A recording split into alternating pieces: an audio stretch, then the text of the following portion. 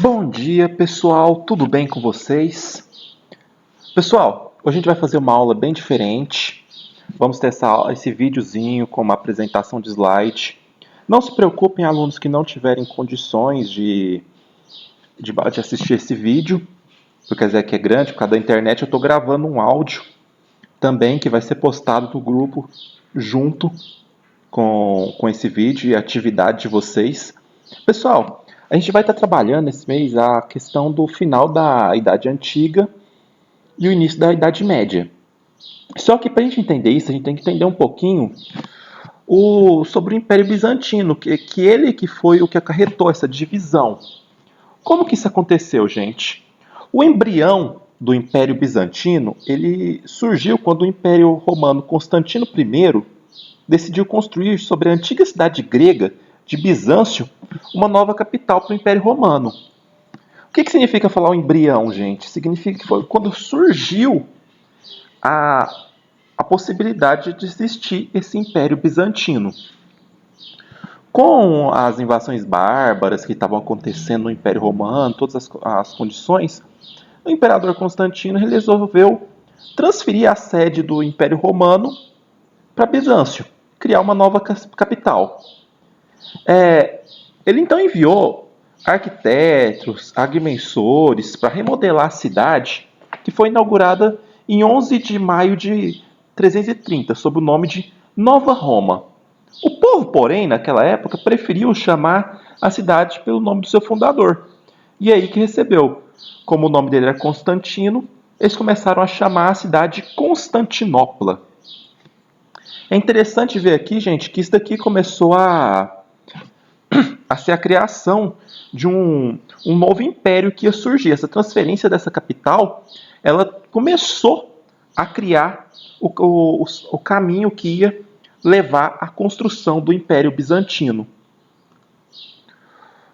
Constantinopla era uma cidade entre dois continentes. Ela ficava entre a Europa e a Ásia. Se vocês pegarem um mapa, gente, e observarem, vocês vão ver que a divisão da Ásia com a Europa, Constantinopla, fica bem nessa divisãozinha entre Ásia e Europa. Bem nessa jusãozinha vai ficar ela. Então ela vai ficar numa posição bem privilegiada. Ela vai ter bem o controle tanto da Ásia quanto da Europa. Para que ocorresse uma unificação melhor do povo, a principal política que foi adotada, tanto em Bizâncio quanto em Roma, foi a adoção do cristianismo como religião oficial. Foi uma tentativa de criar um sentimento de união entre os grupos que viviam sob o domínio do Império Romano. Dessa maneira, evitando uma revolta popular. Por quê? Mantendo uma religião, como se diz, unificada, criava um sentimento de união entre o povo. Todos pertenciam à mesma religião, então não havia motivo para brigas. Não teria tanto descontentamento. Por exemplo, um grupo que seguisse uma religião e outro grupo que seguisse outra religião poderiam brigar entre si por causa de questões religiosas. Mantendo uma religião oficial, eles mantiveram uma união entre o povo. Os governantes de Bizâncio, eles tentaram também transformar Constantinopla numa cidade cristã. O que significa transformar Constantinopla numa cidade cristã? Era uma cidade em que tudo seria voltado para o cristianismo. Seria a partir do modo de pensar das pessoas, sua cultura, a arte, tudo ia ser voltado para o cristianismo, uma maneira de unificar o povo. Os principais imperadores que houve foram Constantino, que transferiu a sede do Império de Roma para Constantinopla. Ele também tornou-se cristão e garantiu a liberdade de culto. No caso, ele liberou a liberdade do culto do cristianismo. O cristianismo não seria mais perseguido. Depois tivemos Teodósio. O Teodósio, ele vai marcar, suas ações vão marcar o fim do Império Romano do Ocidente e a transformação do Império Romano do Oriente no Império Bizantino. Por quê? Ele dividiu o Império em dois. Um para cada filho dele. Ele tinha dois filhos, então ficou um para o seu filho, que foi o Império Romano do Ocidente, e o outro filho recebeu o Império Romano do Oriente. Ele também tornou o cristianismo a religião oficial do Império, fazendo com que nenhuma outra religião sem ser o cristianismo fosse aceita. Todas as outras religiões foram perseguidas. Com essa divisão, o Império Romano do Ocidente enfraqueceu muito, enquanto o Império do Oriente se fortaleceu, porque não precisava mais enviar tropas, suprimentos para o Ocidente, e o Ocidente acabou sendo invadido por povos bárbaros que acabaram fragmentando o Império Romano do Ocidente até que ele acabou. O próximo imperador que foi extremamente importante foi o Justiniano. Ele foi o imperador que mais desenvolveu o império. Ele reuniu as leis romanas no Código de Justiniano. Ele foi o primeiro a criar leis que valiam para o império todo. Porque antes cada região tinha suas próprias leis, então tinha muita confusão. Ele então fez o quê? Ele pegou todas as leis do império, uniu elas todas num código só, que ficou conhecido como Código Justiniano, e fez elas valerem para todo o território do romano. Algumas leis foram descartadas, outras novas foram criadas. Foi uma maneira de fortalecer o império e unificar ele ainda mais. Ele combateu as heresias, atou palavra contrária à igreja cristã. Pessoal, a heresia, ela significa que tudo que era contra o cristianismo, tudo o que não fazia parte da religião cristã era considerado uma heresia. O cristianismo, ele se uniu à política imperial. Como que isso aconteceu? Houve uma troca de laços entre elas. Para o cristianismo se desenvolver no império, o que eles fizeram? Eles deram poder ao imperador.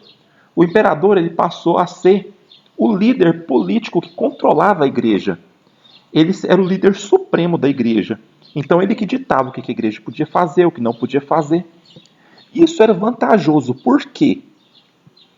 Porque isso ajudou a propagar o cristianismo no império, porque se o imperador era o líder da igreja, ele queria que todos seguissem essa igreja, porque isso fortaleceria seu poder sobre a população. A igreja lucrava nisso por quê? Porque com a proteção do imperador, eles podiam se desenvolver e espalhar sem nenhum perigo. Eles tinham proteção. Então foi uma troca de favores que ajudou até essa união e fez o imperador se tornar o líder da igreja cristã. Ele ficou conhecido como o cesaropapismo, que ele era o César, o líder do Império Romano, e o Papa da igreja. A cultura bizantina, ela promoveu a construção de templos, igrejas, palácios, prédios públicos decorados com pinturas e mosaicos. Pessoal, o Império Romano ele foi conhecido principalmente pela sua arquitetura e sua cultura. O Império Bizantino, que foi o Império Romano do Oriente, que mudou seu nome, ele desenvolveu ainda mais isso. Houve um grande investimento na questão de arquitetura, tudo. Por quê? Eles acreditavam que o orgulho, o poder do seu império estava nas suas construções. Porque eles queriam que não somente o seu povo, mas os povos estrangeiros que entrassem nas suas cidades ficassem embasbacados com suas cidades, com suas construções. Nisso, os mosaicos se desenvolveram muito. O que é mosaico, gente? O mosaico, eles são imagens feitas com pedrinhas, ladrilhos. como assim eu posso deixar eu explicar assim para vocês?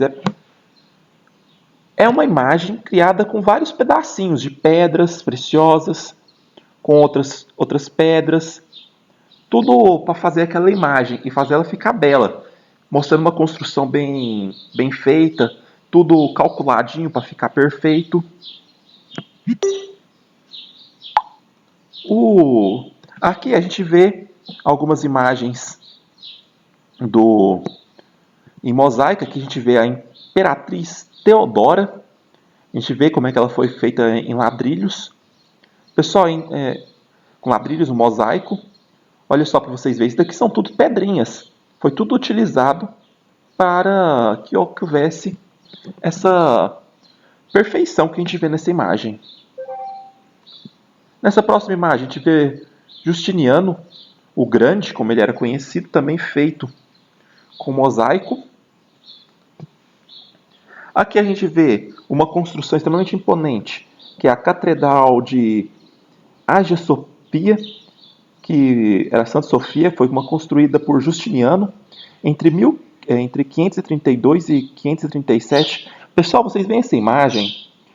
Pensa o seguinte: quem já teve alguma experiência, já viu alguma coisa, sabe como é difícil fazer uma construção. Agora você imagina essa construção toda, essa perfeição, feita naquela época em que quase não tinha a tecnologia moderna de hoje. Isso tudo, boa parte dessas construções eram pedras encaixadas. Era tão bem calculado, mas tão bem calculado, que em algumas pedras não tinha argamassa nenhuma, cimento, nem nada juntando.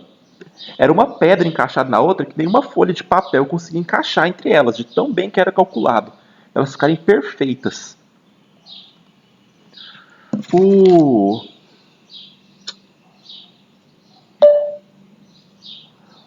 O esplendor do Império Bizantino, seu auge desse império, ele atingiu durante o reinado do imperador Justiniano o Grande, que foi entre 527 e 565, que visava a reconquista do poder que o Império Romano havia perdido no Ocidente.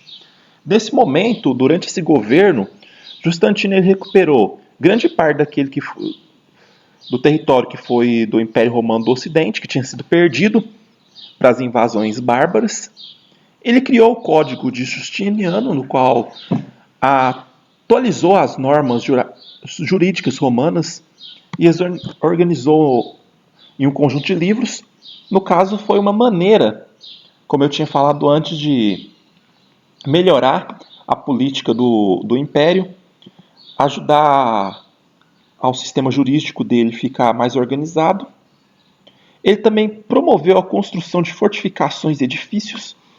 Foi sobre o governo dele que houve grandes expansões das cidades. As cidades foram praticamente remodeladas, grandes construções foram feitas, grandes fortalezas foram construídas com o objetivo de proteger o território já pertencente ao Império Bizantino e os reconquistados do antigo Império do Ocidente, Romano do Ocidente.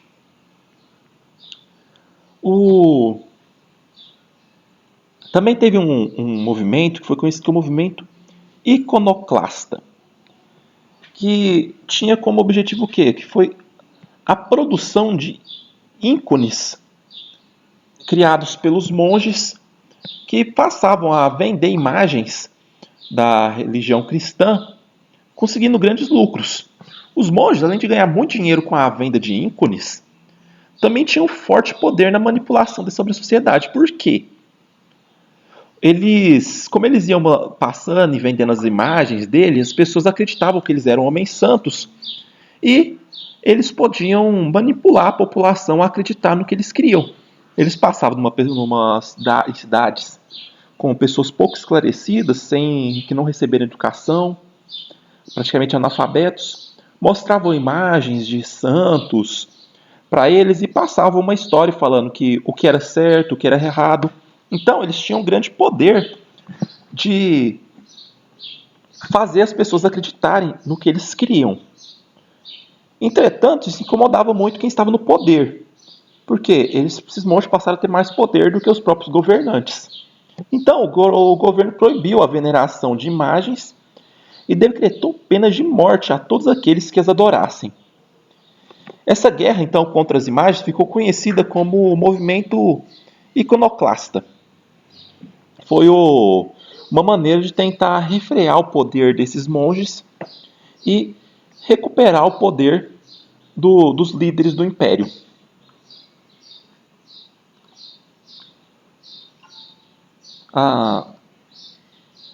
Teve uma grande cisma também durante o império, que ficou conhecido como a cisma, que foi a divisão da Igreja Católica entre duas igrejas. Igreja Católica não, que foi a Igreja Católica foi depois, foi a Igreja Cristã. Esse rompimento deu origem a duas igrejas, a do Ocidente, que ficou conhecida como a Igreja Cristã Apostólica Romana, que é também conhecida como a Igreja Católica, sob a liderança do Papa, e no Oriente a Igreja Cristã Ortodoxa Grega, comandada pelos patriarcas. A queda do Império Romano do Oriente, ou Império Bizantino, ela ocorreu depois da morte de Justiniano. Por quê? O Império Bizantino ficou à mercê de diversas invasões. E aí, a partir disso, deu-se a queda do Império Bizantino. Como que isso ocorreu? A gente pode pensar assim, não foi uma coisa que aconteceu de uma hora para outra. Não. A gente viu que o Justiniano, ele governou o império, levou ele ao seu apogeu, e logo depois disso, foi vários anos, até séculos, que começaram a ter várias invasões, e o Império Bizantino foi perdendo territórios, um pouquinho ali, um pouquinho lá, ele foi perdendo seu poder, o comércio foi enfraquecendo, as pessoas pararam de acreditar no poder do império, e com isso o império foi dividido entre diferentes realezas feudais.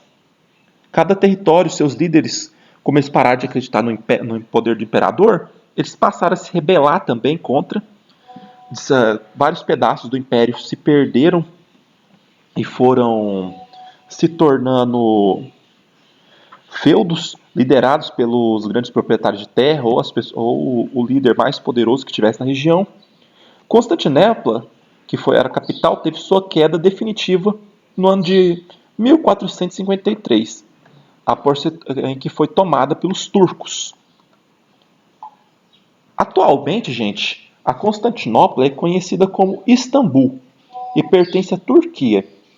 Apesar de um passado turbulento no seu centro histórico, ela encanta e impressiona os turistas, porque ela mostra uma riquíssima variedade cultural, onde temos vários pontos turísticos,